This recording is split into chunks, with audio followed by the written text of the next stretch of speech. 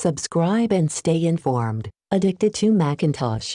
Hi, I will show you how to make incoming iPhone calls show as full screen. Modern version of iOS do not show incoming iPhone calls as full screen by default. Good news is that you can change that. To change it, go to Settings. At Settings, go to Phone.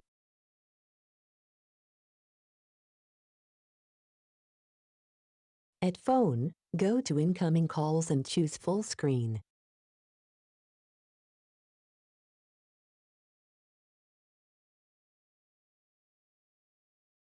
Exit Settings. It's that simple. Hope you enjoy this video. Have a nice day.